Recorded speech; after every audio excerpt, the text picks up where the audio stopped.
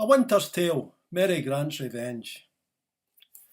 There once was a woman frae Govan who pretty much strove to get by.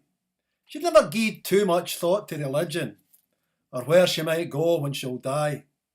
One day she fun hersel at a loose end, and Mary thought, "Achty hang, I'm going out." And she went to a wee workshop session at the famous old Pearce Institute. A load of folk were sitting round in a circle, with prayer mats, incense and bells. To tell the truth, Mary quite enjoyed it, for it gied her peace inside hersel. But her end, it came quite unexpected. Poor Mary, cut down in her prime. But now she'd wondered about reincarnation and where she might end up in time. She might wind up back in Yang's China, or as butterfly, cheetah or frog. But no, she found hersel inside the body of a fellow called Jacob Rees-Mogg. Mary's first thought was, for fuck's sake, I've woke from my last mortal sleep to find mysel in transmigration to a heed the baw big glaikit dreep. She thought, I'm no having it, trapped inside this stupid big fandan. This is my idea of torture. Then Mary came up with a plan. She started to toy with his psyche, each synapse and cerebral cog, till she found she could work the wee levers on the inside of Jacob Rees-Mogg. Poor Moggs didn't know what had hit him.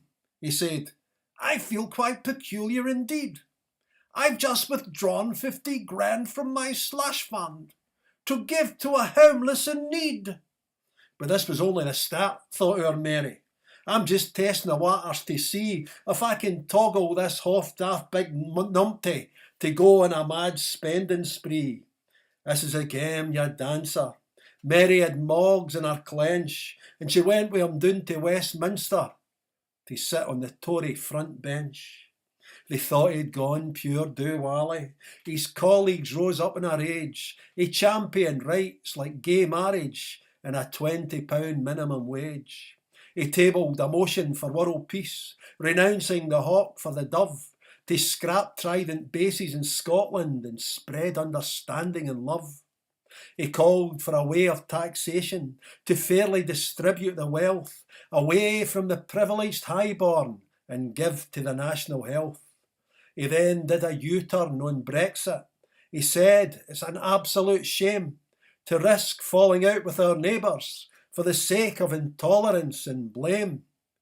The Conservatives rose up in a fury, the lords and abundantly rich, and plotted the ruin and the downfall of this red commie son of a bitch. Poor Jacob went home in a heat spin. What have I done? Is this all some trick? I don't know my left from my right wing, and I'm feeling decidedly sick. He prayed to the great God of Mammon to purge him of socialist sin. Old Jacob was starting to fight back, so much to our Mary's chagrin.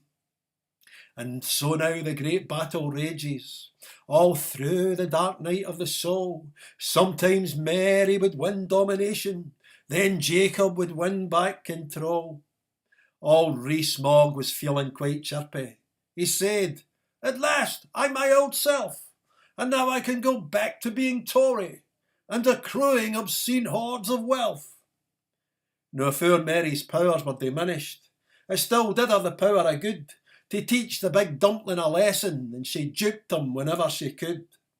One time in the Houses of Parliament, in a preeminent matter of state, she made him hee-haw like a donkey when he stood to address the debate. At Commons or in his constituency, his intentions would go off awry. He was hauled up for flashing his tadger at the crones of the WRI. Well, you'd think he'd end up in the madhouse, or at least a few months in the clink, but in truth this was considered quite normal for those in the ermine and mink. So Mary Benu was quite scunner. She longed for her spirit to free inside this big chanty wrastler, the North East Somerset MP. Then at last, by some quirk of wonder, she soared like a caged bird released to find some other reincarnation. I hope she finds solace and peace. I guess you're expecting a moral. Here goes. If on the afterlife you're taking a punt, I hope you don't find yourself inside a host's body in a Rees Mogg or Jeremy Hunt.